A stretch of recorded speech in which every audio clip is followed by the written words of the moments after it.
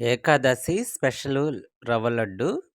ఇది బియ్యము నానబెట్టి, కొంచెం ఆరనిచ్చి, తర్వాత మిక్సీలో వేస్తే రవ్వగా, పిండిగా వస్తుంది. ఆ వచ్చిన దాన్ని బాండీ పెట్టి, నెయ్యి వేసి, దోరగా వేయించుకోవాలి. ఇది బియ్యంతో చేస్తారు. ఏకాదశి మొట్టమొదటి పండగ కదా మన భారతదేశంలో హిందువులకు. జొన్నలతో చేస్తారు, రాగులతో చేస్తారు. రాయలసీమ వైపు సజ్జలతో కూడా, కొర్రలతో కూడా ఇలాగే చేస్తారన్నమాట. నెయ్యి వేసి బాగా వేయించుకోవాలి. తర్వాత బెల్లము, కొత్త బెల్లం అంటారు కదా, ఆ కొత్త బెల్లము తీసుకొని నీళ్ళల్లో కరగబెట్టాలి. కొంచెం నీళ్లు పోసి కరగబెట్టాలి. అంటే ఇక్కడ మేము పావు కేజీ బియ్యం తీసుకున్నాము. పావు కేజీ బియ్యానికి అర కేజీ బెల్లము అవుతుందన్నమాట.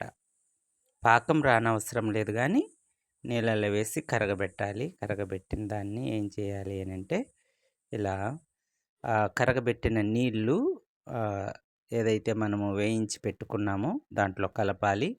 తర్వాత కొబ్బరి తురుము పట్టుకొని మిక్సీ వేసి అయినా సరే, లేకపోతే తురుముకొనైనా సరే ఏం చేయాలంటే యాలకులు కూడా వేసి పట్టుకోవాలి, తురుముకోవాలి. డ్రై ఫ్రూట్స్ కూడా వేసుకోవచ్చు దీంట్లో. నువ్వులు, నల్ల నువ్వులు కానీ, తెల్ల నువ్వులు కానీ, ఇట్లాంటివి కూడా మిక్సీ వేయకుండా కలుపుకోవచ్చు అన్నమాట, కొబ్బరితో పాటు. ఇలా కలిపి అంటే షుగర్తో కూడా చేసుకోవచ్చు. మేము ఇక్కడ బెల్లంతో చేసాము. ఇలా మొత్తం ఏం చేయాలి అని అంటే కలుపుకోవాలన్నమాట. ఇది ముఖ్యంగా ఆడపిల్లలకి, మన భారతదేశంలో ఆడపిల్లలకి ఏం చేస్తారు అని అంటే ఇది చేసి పెడుతూ ఉంటారనమాట.